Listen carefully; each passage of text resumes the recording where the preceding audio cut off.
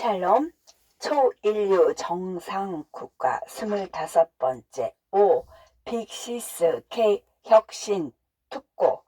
K혁신 특구는 대한민국의 미래 잠재성이 가장 탁월하거나 선제적으로 공격해야 할 산업을 국가가 나서 민간 기업들과 역량 있는 국민들에게 파격적인 플레이그라운드를 만들어주는 것이다. 가장 중요한 특구는 AI 컨트롤 센터이며 다양한 분야 속 인공지능 기술들이 융복합 시너지 효과를 내는 역할을 수행하도록 해야 한다. 그 외에도 바이오, 모빌리티, 반도체, 교육, 문화, 연구, 개발 등의 K혁신 특구를 만들어 대한민국 브랜드를 세계 속에 각인시킬 수 있도록 집중 육성해야 한다.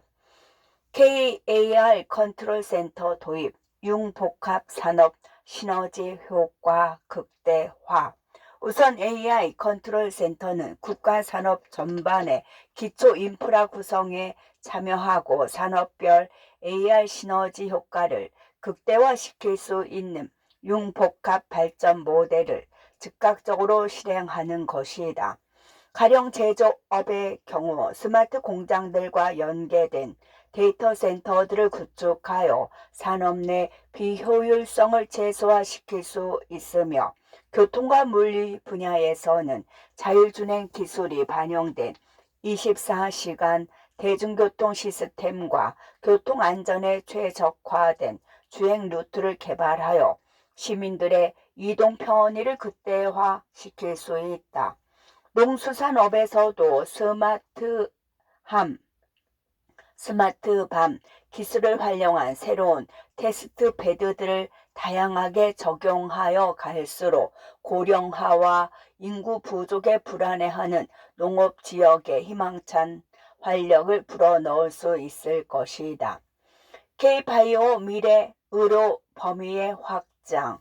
바이오 역시 AI와 더불어 우리 사회뿐만 아니라 우리의 일상을 지배하는 하나의 거대 변화이므로 혁신 특구로 분류해야 한다.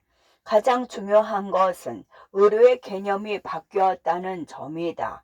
과거에는 의료가 단순히 질병에 걸려 병원에서 치료받는 1차원적 개념에 불과했다면, 이제는 치료 목적을 넘어 예방 및 인간 고유의 니즈를 충족시키는 다차원적 헬스케어 개념으로 확장된 것이다.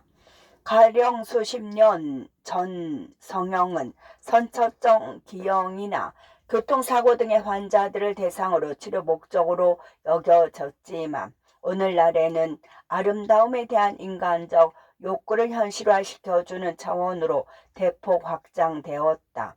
결국 헬스케어의 범위는 인간이 살아있는 동안 치유를 포함한 예방과 일상관리의 영역으로 더욱 복합적으로 진화하게 될 것이다.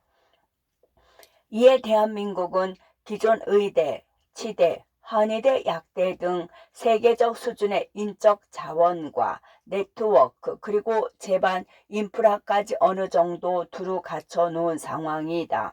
여기에 국가는 최우수 의학 전문 종사자들을 대상으로 헬스케어 시대에 맞는 혁신 아이템들을 공동 개발할 수 있는 창업 리스크 프리 존을 만들어줄 필요가 있다. 그렇게 국내 최상위권 의학 인재들이 다른 이질적인 전공자들이나 시너지 효과가 기대되는 기타 산업 인사들과 머리를 맞대어 몰입한다면 소비자들을 열광시킬 바이오 제품과 서비스 등을 개발해낼 수 있다고 본다. 무엇보다 이러한 K바이오 드림을 현실화시킬 수 위해서는 국가가 미래 인재들에게 인센티브를 아낌없이 제공해 주어야 한다. 특히 실패에 대한 위험을 국가가 최소화시켜 줄 수 있도록 불필요한 규제 정리를 비롯한 심사 허가 절차의 간소화, 그리고 블록버스터 수준의 연구 개발을 위한 과감한 재정 지원 등을 선제적으로 실행해야 한다.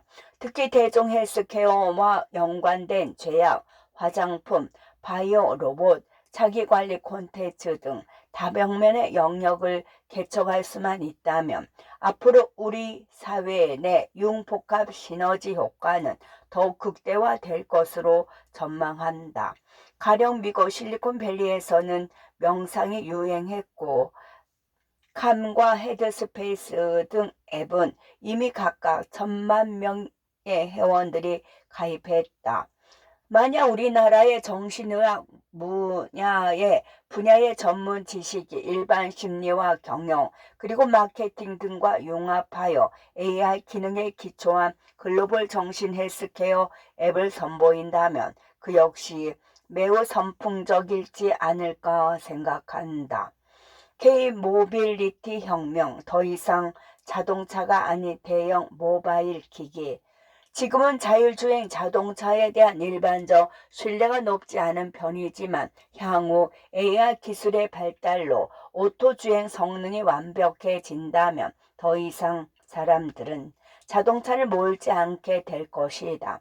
한 번은 내가 아는 한 청년이 30이 넘도록 여전히 운전면허를 따지 않고 있지 않아. 그 이유를 물어보니 자기는 반드시 면허가 없어도 차를 살 수 있는 시대가 올 것을 확신한다고 했다.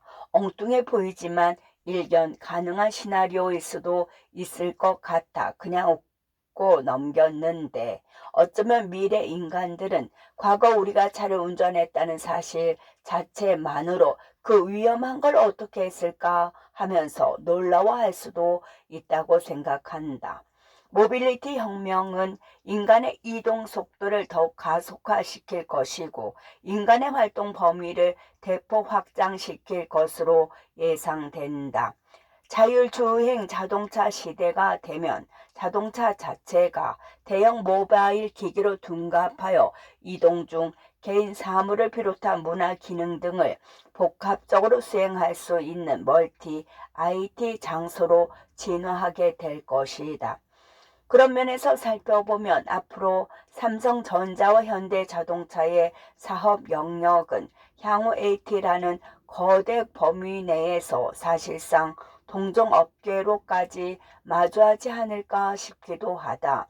지금은 핸드폰과 자동차로 이원화되지만 나중에는 이 상품들마저 합쳐져 스마트카 시장을 놓고 상호협력 관계를 새롭게 정립하게 될 수도 있을 것이다. 이러한 기업 생태계의 변화를 선도할 수 있는 보급 확산 인센티브를 국가가 제공해 줄 필요가 있다. 실제로 테슬라의 성공 이면에는 정부의 보조금, 유인책이 작용했을 뿐만 아니라 환경 인센티브 등이 복합적으로 작용한 사회적 결과라고 볼 수 있다. 이처럼 보조금을 비롯한 조세 지원 혜택은 국가만이 제공해 줄 수 있는 서비스인 만큼 전형적으로 인간 기업과 정업자들 그리고 소비자 등에 이르기까지 방대한 인센티브를 제공하는 정부 보조 서비스를 제공해 주어야 한다. 관련 산업군의 집중적인 지원 또한 중요하다. 특히 2차 전지 소재, 부품 장비 등 핵심 부품들을 담당하는 기업들과 스마트업들을 발굴 후 육성하며 미래차를 아이템으로 한 다양한 부가가치들을 창출해내야 한다. 이 중에서도 2차 전지는 처음에는 휴대폰용으로 개발되었으나 이후 전기자동차 개발과 에너지 저장 장치 등 다양한 용도로 그 활용 범위가 대폭적으로 확대될 전망이다. 실제 작년 2020년만 하더라도 국내 2차 전지 매출은 16조 8천억 원에 이르지만 향후에는 제2의 반도체로 자리매김할 정도로 그 시장 규모의 잠재성은 무궁무진하다. 기술 혁신에 의한 미래 자동차의 개발도 중요하지만 국가는 새로운 모빌리티 인프라를 구축하여 이러한 기술의 상용화와 대중화를 이끌어낼 수 있도록 힘써야 한다. 가장 중요한 시설 중 하나인 전기, 수소 충전 인프라들을 민간 기업과 제휴하여 전국에 설치하고 환경과 혁신 컨셉에 기초한 국가 공인 인증마크 제도를 비롯한 각종 할인 혜택을 미래 자동차 구입 소비자들에게 지속적으로 제공해 주어야 한다. 결국 혁신적인 미래 모빌리티 흥행 여부에 있어서는 정부의 돕는 손이 중요하다. K반도체 특구를 통해 세계적 경쟁을 원천 차단하라. 한 번은 이스라엘 기업가 정신과 창업 생태계가 너무 부럽다고 얘기하니까 현지 투자자로부터 뜻밖의 반응을 본 적이 있다. 그것은 바로 이스라엘에는 삼성과 같은 기업이 없다는 것인데 무언가 정곡을 찔린 느낌이었다.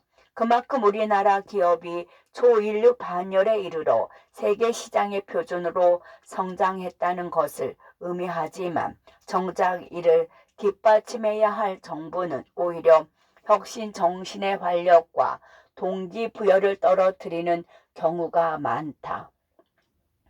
반도체 얘기를 하기에 앞서 내가 뜬금없이 정부의 역할 부재를 꼬집는 이유는 간단하다. 데이터 시대 속 초인류 기업으로 성장한 삼성전자와 SK하이닉스 등을 대상으로 정부가 적극 나서 돕지 않는다면 초인류 위상이 생각보다 빠른 시일 내에 흔들릴 수 있다는 위기의식 때문이다.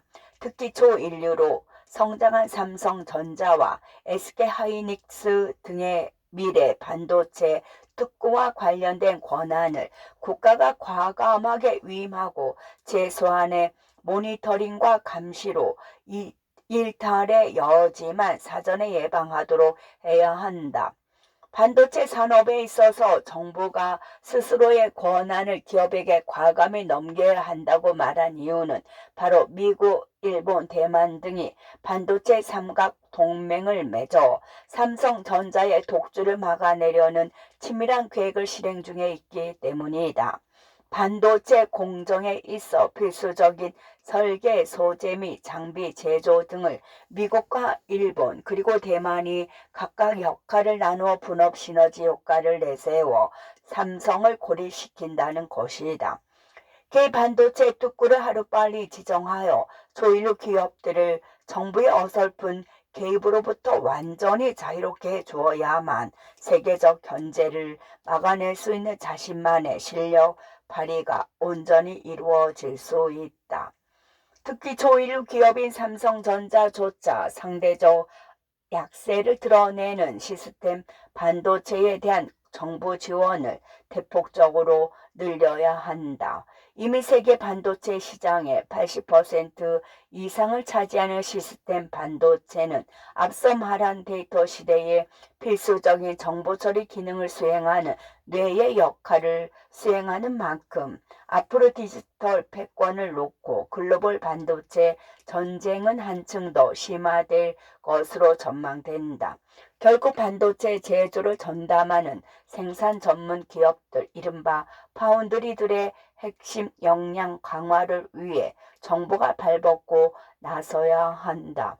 무엇보다 현장에서는 인재 부족을 호소하는데 연구 인력의 대폭 증원, 부설, R&D 센터 증축 등을 정부 차원에서 보완해주고 그 외에도 상생펀드 신설과 조세 지원 등을 제공해 주어야 한다.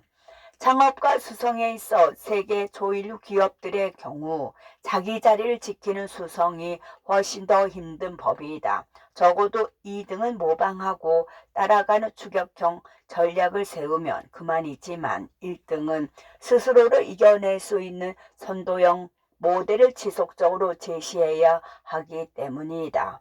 반도체가 바로 그런 상황이다. 과거에는 창업을 위해 선진국들을 벤치마킹하여 따라가고 추월하는 데 급급했지만 이제는 우리가 조일루 패러다임을 선도해야 한다. 그래서 정치적 상상력이 중요하다. 미래를 선도하는 기업들은 이미 겹겹이 쌓인 자신들만의 노하우로 세계를 주름잡고 있지만 정부는 여전히 과거 권위적 관료주의 운영 형태에 젖어 있는 경우가 많다.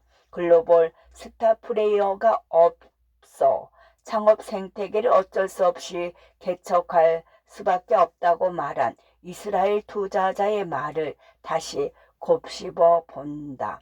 만약 정부가 이스라엘조차 가지 못한 초인류 기업들이 피땀 흘려 얻어낸 세계적 주도권을 빼앗기도록 방치한다면 이는 말 그대로 국가적 비극이자 국민들의 미래를 망치는 것이다. 결국 정부부터 긴장하고 과거의 권위를 내려놓고 오직 국가 미래를 위한 서비스 정신을 철저히 실현해야 한다. K-에듀와 문화 글로벌 호모 루덴스를 독점하라. 방탄소년단과 블랙핑크는 이미 대한민국의 역대 정치인들이 해내지 못한 글로벌 트렌드를 선도해냈다. 가끔가다 유튜브 댓글들을 보면 때 아닌 영어, 중국어, 일본어, 아랍어 등으로 작성된 한국 연예인 칭찬 글들이 달려있는데 이것이야말로 한류의 주역들이 글로벌 호모, 루댄스를 독점하고 있다는 자부심이 강하게 만든다. 21세기 초 연결의 시대에서는 인간 유희와 문화 등으로 상징되는 소프트 파워가 엄청난 사회적 파급 효과를 몰고 올 것이다. 이미 K-팝을 비롯한 한류 문화가 세계적 감성을 흔들어대는 현상은 우리 모두가 보았고 앞으로도 그런 사례들이 대한민국 국가 브랜드를 크게 발전시킬 것으로 확신한다. 아울러 이런 문화적 유희와 더불어 교육에 대한 관념 역시 기존의 국영수 주입식 교육 수준을 벗어나 새로운 모델의 툴과 콘텐츠 등으로 부상하게 될 것이다. 특히 미래 세대로 갈수록 유희와 교육은 상호 밀접히 연결되어 콘텐츠의 전달 능력과 내용상의 탁월성 등이 각각 즐기는 목적 인터메인트와 배우기 위한 인터메인트 등으로 크게 확장될 것이다. 우선 교육의 경우 이미 K-에듀 모델은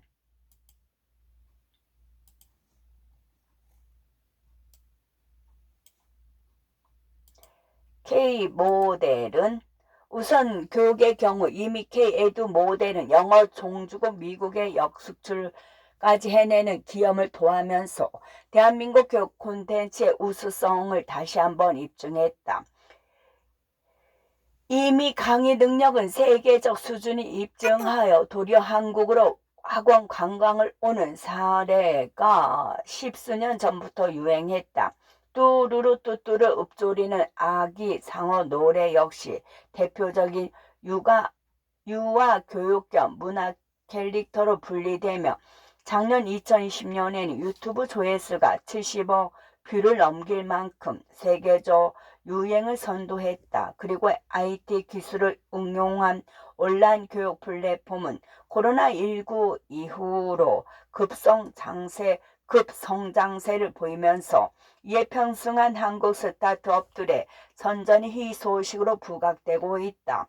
가령 에듀테크 스타트업인 메스프레스는 학생들이 모르는 문제를 찍어 보내면 학습 솔루션을 제공해 주어 새로운 개념의 교육용 구글로 평가받고 있다.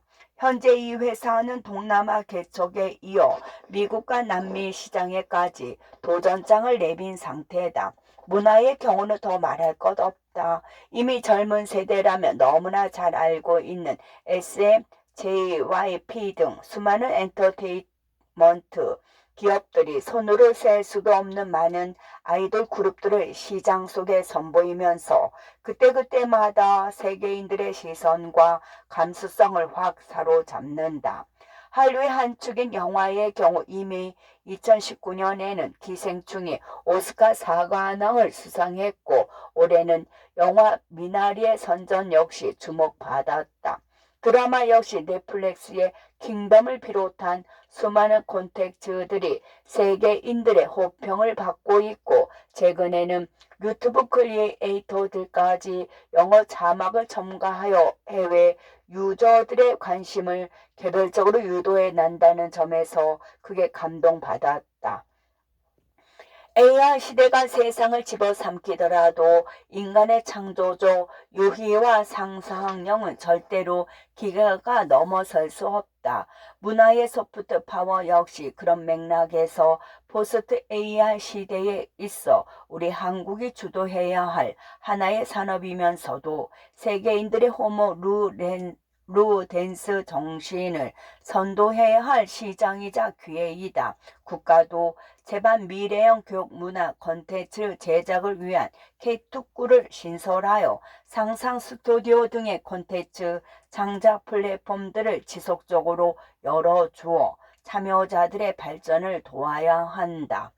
K-랩의 주춧돌 국가 A&D 사업 개혁 혁신 정신이 연구 개발 분야에 제대로 녹아들기 위해서는 현장 속 목소리의 반영과 연구자들의 동기부여를 새로운 차원으로 자극시키는 것이 중요하다. 무엇보다 이를 보조해주는 관료들은 자신과의 고정관념과 치열하게 싸워나가면서 상대방인 연구진들이 생각하고 바라는 니즈가 무엇인지 정확하게 파악할 필요가 있다. 그 중에서도 연구 자율성 확보와 책임 구조의 현실성 재정립이 중요한데 현재 정부가 시행하고 있는 기관 관리 및 통제 방식을 전수조사하여 연구 현장 내에서의 정부 개입이 타당하고 적정한지에 대해 면밀하게 살펴보고 수정해야 한다. 무엇보다 정부는 수요자의 입장을 머릿속에 계속 그려내어 이를 바탕으로 연구개발 기능이 실용적으로 적용될 수 있도록 관련 기업과 상업화의 기업들을 지속적으로 연결해 주어야 한다. 일반적으로 연구에만 몰입하는 과학자들의 경우 혁신적인 기술을 만들어낼 수 있을지는 몰라도 그것을 대중화시키고 상업적인 제품으로 바꾸어내는 주인공이 되기는 쉽지 않다. 연구자 본인이 잘하는 본연의 역할에 더욱 충실하게 몰입할 수 있도록 연구의 자율화를 지향하면서도 이를 확장시킬 수 있는 기회들을 정부가 연결해 주어 연구자 자신 외에 인적 네트워크들을 제공해 주는 것이 중요하다. 특히 국가연구개발사업 프로그램을 계획하고 기획하고 평가하는 제반 시스템과 제도를 혁신적으로 개혁할 필요가 있다. 임기철 고려대 기술경영전문대학원 특임 교수에 의하면 선도연 혁신을 위해서는 전문성과 창의성이 평가의 핵심 요소가 되어야만 연구활동의 자율성이 담보될 수 있다고 한다. 또한 기간별 단중 장기 과학기술계의 기획 및 연구 개발에 있어 필요한 자원 배분 체계를 재정비하고 기존 성과주의 예산제도 역시 개혁 또는 폐지할 것을 주장한다. 쉽게 말해 전문적이면서도 창의적인 연구활동을 독려하기 위한 공정한 검증, 시스템과 창의적 연구를 마음대로 수행할 수 있도록 관련 부담과 리스크도 정부가 최소화시켜 주어야 한다는 것이다.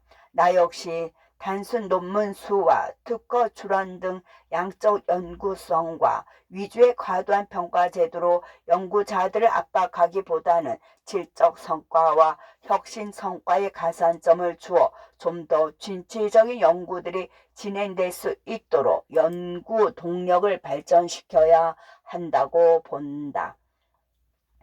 문제는 정부가 이러한 자율성에 기초한 장기적 연구 패러다임을 벗어나 권력 당사자들 입맛대로 특정 산업 경쟁력과 미래 기술을 평가절하한 전례가 있다는 점이다. 제일 대표적인 사례가 바로 원자력 발전 기술인데, 실제로 세계 최고 수준의 원적 기술 생태계는 문재인 정권이 들어선 이후 정권 입맛에만 맞는 탈원전 정책 시행으로 인해 생태계 자체가 완전히 붕괴되어 버렸다. 이처럼 정부가 시대 흐름에 맞는 연구 분야와 사업을 제대로 살펴보지도 않고 그저 자신들만의 실력 없는 정의로만 앞세워 수십 년에 걸쳐 만들어낸 축적의 힘을 포기하게 만들어서는 안 된다. 정권이 바뀌는 횟수와 상관없이 혁신의 큰 흐름과 발전 로드맵을 일관성 있게 지속되어야 한다. 물론 시대적 변수에 의한 특정 산업과 연구 영역에 대한 비중이 조금씩 달라질 수 있을지는 몰라도 결국은 이 모든 작용들이 철저하게 연구자 중심의 사고와 현장 속 목소리들을 복합적으로 대변해야 한다는 것이다. 그렇게 국가 연구 개발 산업 발전에 있어 올바른 여론들을 수합하고 시행착오를 거쳐야만 대한민국은 비로소 코리아 랩 주춧돌을 제대로 세웠다고 말할 수 있다. 형식은 일시적이나 그 수준만큼은 영원하다라는 말처럼 국가는 백년 대계를 책임지는 권력의 상징이자 주체이다. 무엇보다 방대한 데이터 시대에 접어든 AR 대유행이 일상화된 현실 가운데 정부의 역할은 더더욱 미래 대한민국에 대한 상상력 넘치는 이미지를 상정해 놓고 정책들을 섬세하게 집행해야만 한다. K랩 프로젝트 역시 혁신 DNA 없이는 생존할 수 없는 일상 가운데 민간 기업과 개인들의 창조 능력을 더욱 발산시킬 수 있도록 돕는 역할에 집중해야 한다. 노력은 천재 자신이 하더라도 그 노력이 헛되지 않도록 주변 환경을 정리해 주는 것은 국가가 책임져야 할 부분이기 때문이다. 그래서 제대로 준비되어야 한다. 앞으로는 더욱 빠른 속도로 발전하고 융합하고 새로운 것에 의해 대처되는 정신없는 변주곡에 노출될 것이다. 특히 코로나19로 인해 갈수록 가속화되는 성장 위기와 양극화 문제를 풀어내는 데는 더더욱 시대적 흐름에 맞는 전략과 상상력을 발휘해야만 한다. 우리의 미래를 위한 AI 시대를 K혁신으로 개척할 수만 있다면 이전을 경험해보지 못한 인간 풍요와 행복의 시대에 접어들 것이라고 본다. 끝.